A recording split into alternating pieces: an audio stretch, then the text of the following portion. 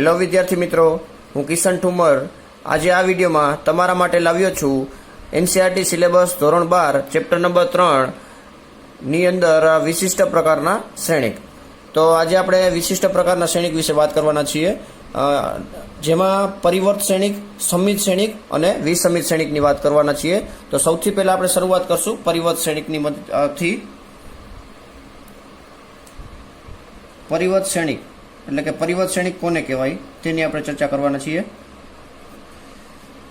પરિવર્ત શ્રેણિકને transpose matrix પણ કહે છે. ટ્રાન્સપોઝ તો નામ પરથી પણ આપણને આઈડિયા કદાચ આવી જાય કે ટ્રાન્સપોઝ શ્રેણિક એટલે કે ટ્રાન્સપોઝ મેટ્રિક્સ કોને કહેવાય. ટ્રાન્સપોઝ એટલે ટ્રાન્સપોઝ કરવું, એટલે મતલબ કે રો હોય તો કોલમમાં ફેરવવાનું અથવા કોલમને રોમાં ફેરવું, તો તેને કહેવાય પરિવર્ત શ્રેણિક. બહુ બેઝિક રીતે વાત કરી. તો હવે નેક્સ્ટ જો ધારો કે આપણે એક એક્ઝામ્પલથી જોઈ, ધારો કે એક શ્રેણિક આપેલો છે એ ઇક્વલ ટુ એ આઈ જે, ધારો કે આ m/n પ્રકારનો છે. હવે આનો પરિવર્ત શ્રેણિક કરવું હોય તો આવી રીતે થઈ જશે એ જે આઈ, અને આની કક્ષા બદલી જશે n/m, જેને આપણે સંજ્ઞા દર્શાવશું a ડેશ અથવા તો a ડેશ અથવા at. આ ટ્રાન્સપોઝ શ્રેણિક એટલે કે પરિવર્ત શ્રેણિકની સંજ્ઞા છે. કોઈ પણ શ્રેણિક માટે ટ્રાન્સપોઝ શ્રેણિક બતાવો એટલે કે પરિવર્ત શ્રેણિક બતાવવો હોય તો ડેશ અથવા તો ટી વડે, માથે ટી અથવા તો માથે ડેશ વડે દર્શાવવામાં આવે છે. તો આ એક કોઈ શ્રેણિક હતો a ઇઝ ઇક્વલ ટુ એ આઈ જે m/n, એટલે કે કક્ષાથી m/m, અને શ્રેણિકના ઘટકો એ આઈ જે હતા.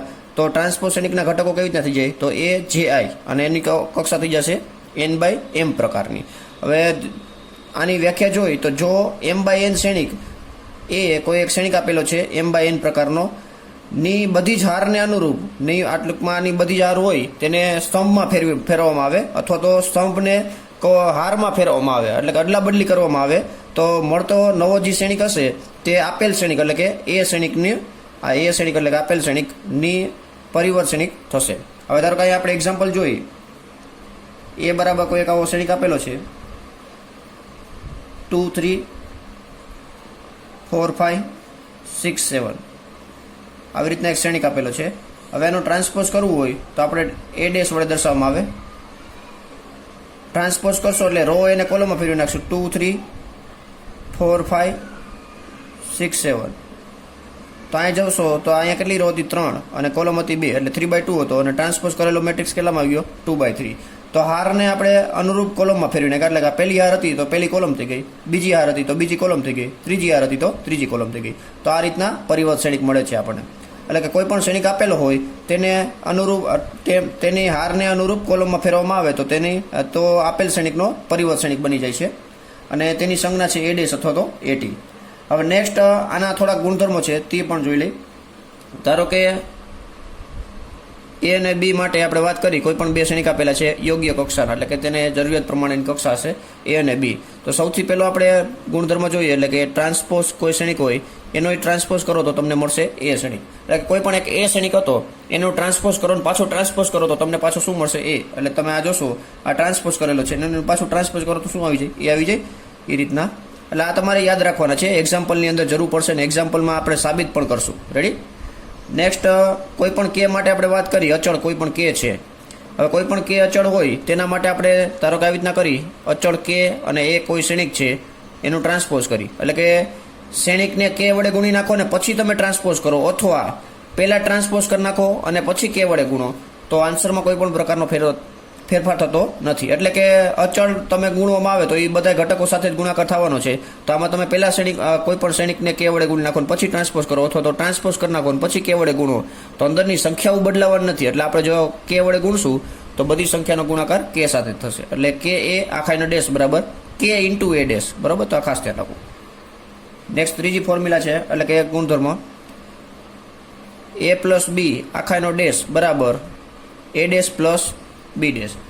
હવે એ પ્લસ બી એટલે કે કોઈ બે શ્રેણિક આપેલા છે એ અને બી, તેનો આપણે સરવાળો કરી નાખો પછી એનું ટ્રાન્સપોઝ કરો, અથવા શ્રેણિકનું ટ્રાન્સપોઝ કે શ્રેણિક એનું ટ્રાન્સપોઝ કરો અને શ્રેણિક બીનું ટ્રાન્સપોઝ કરો, પછી બેનું તમે શું કરી નાખો, સરવાળો કરી નાખો, તો બેના આન્સર કેવા આવશે, સરખા આવશે. એટલે કે આ એક ફોર્મ્યુલા છે જે આપણે એક્ઝામ્પલમાં જોશું, એક્ઝામ્પલ આવશે તેની મદદથી આપણે આ સાબિત કરશું.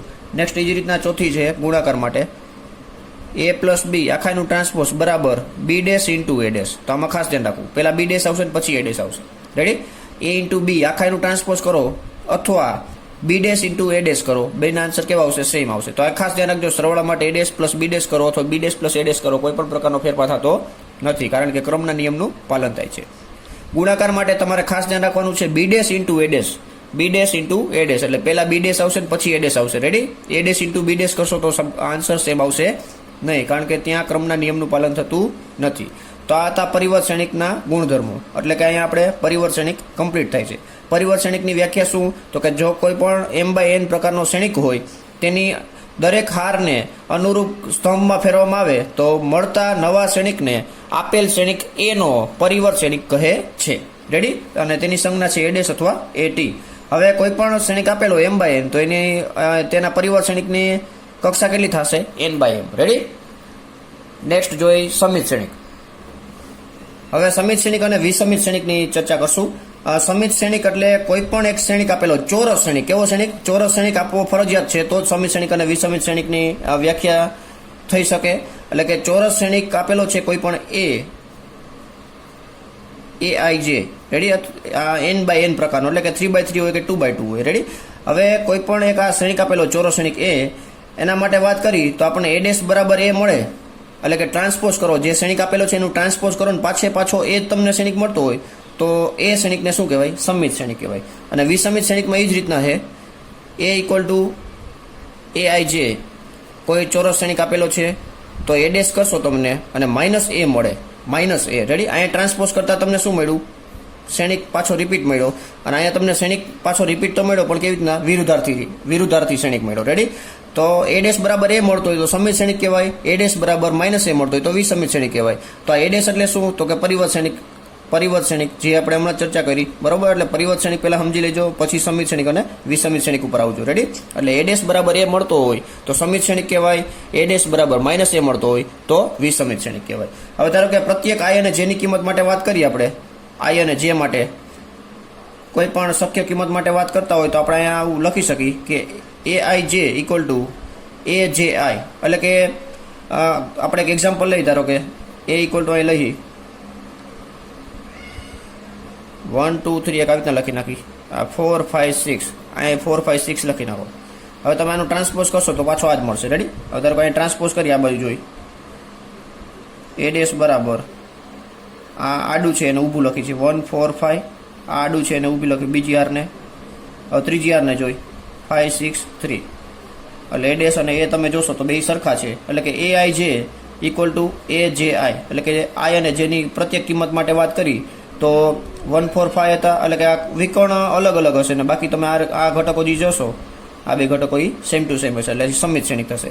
હવે વિસમિત શ્રેણિકમાં કઈ રીતના હોય તો અહીં જોઈએ આપણે, a dash equal two minus a થવો જોઈએ, તો અહીંયા પ્લસ હતો એ રીતના શું આવશે? અહીંયા માઇનસ થાય, એટલે કે aji બરાબર માઇનસ aij, અથવા ઊંધું લખો તો હાલે aij equal to minus aji. તો આને આપણે આવી રીતના લખી શકીએ. હજી બીજી વસ્તુ અહીંયા તમે જોશો, હવે અહીંયા શું થશે? i અને j માટે વાત કરીએ, i બરાબર j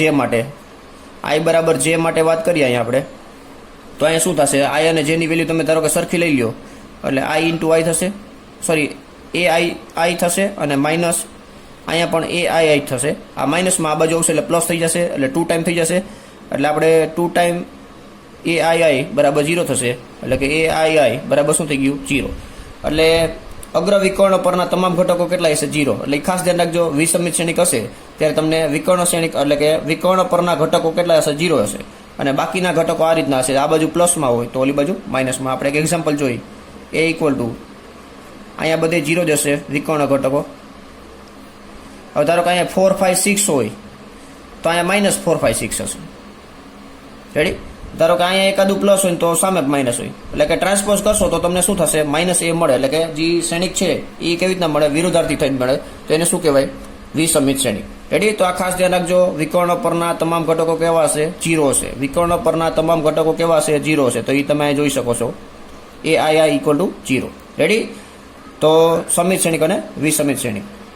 સમિત શ્રેણિક એટલે કોઈ પણ શ્રેણિક આપેલો હોય, કોઈ પણ ચોરસ શ્રેણિક આપેલો હોય તો તેને ટ્રાન્સપોઝ કરી નાખો અને પાછો જો તે જ શ્રેણિક મળતો હોય તો તેને કહેવાય સમિત શ્રેણિક. વિસમિત શ્રેણિક માટે શું? તો કે કોઈ પણ ચોરસ શ્રેણિક આપેલો હોય તો તેને તમે ટ્રાન્સપોઝ કરી નાખો ને વિરોધાર્થી શ્રેણિક મળતો હોય તો તેને શું કહેવાય? વિસમિત શ્રેણિક કહેવાય. રેડી? તો આ ખાસ ધ્યાન રાખજો. નેક્સ્ટ આપણે થોડાક પ્રમેય જોવાના છે, એકાદ બે, તો એ જોઈ. હવે આ પ્રમેય જોઈ. પહેલો પ્રમેય, જેના ઘટકો વાસ્તવિક સંખ્યાઓ હોય તેવા કોઈ પણ ચોરસ શ્રેણિક એ માટે, એટલે કે કોઈ પણ ચોરસ શ્રેણિક હોય પણ એના ઘટકો કેવા હોવા જોઈએ? વાસ્તવિક સંખ્યાઓ હોય તો a પ્લસ a ડેશ સમિત શ્રેણિક થશે અને a માઇનસ a ડેશ વિસમિત શ્રેણિક થશે. રેડી? તો અહીંયા આપણે સાબિત કરી. ધારો કે આપણે આ પહેલા સાબિત કરી કે a પ્લસ a ડેશ બરાબર સમિત શ્રેણિક થવો જોઈએ, સાબિત કરી. હવે આને આપણે b બરાબર લઈ લઈ. b બરાબર a પ્લસ a ડેશ. હવે તમે જાણો છો કે સમિત શ્રેણિક કોને કહેવાય? તો કોઈ પણ શ્રેણિક હોય એનું ટ્રાન્સપોઝ કરો તો તમને પાછો એ શ્રેણિક મળતો હોય તો તેને શું કહેવાય? સમિત શ્રેણિક કહેવાય. તો અહીંયા બી શ્રેણિક આપેલો શ્રેણિક એવું માની લઈ. હવે આનું આપણે ડેશ કરીએ, એટલે કે ટ્રાન્સપોઝ કરી. બી ડેશ માની લઈ કે બી ડેશ, તો આ બાજુ ટ્રાન્સપોઝ કરવું પડશે. રેડી? તો a પ્લસ a ડેશ આખાનો ડેશ બરાબર. હવે ટ્રાન્સપોઝની ત્રીજી ફોર્મ્યુલા આપણે જોઈએ ગુણધર્મો ટ્રાન્સપોઝ પરિવર્ત શ્રેણિક માટેની. તો એ શું હતું? સરવાળા માટેનો ટ્રાન્સપોઝ હોય તો અલગ અલગ ટ્રાન્સપોઝ કરી દેવું. a ડેશ પ્લસ a ડેશનો ડેશ.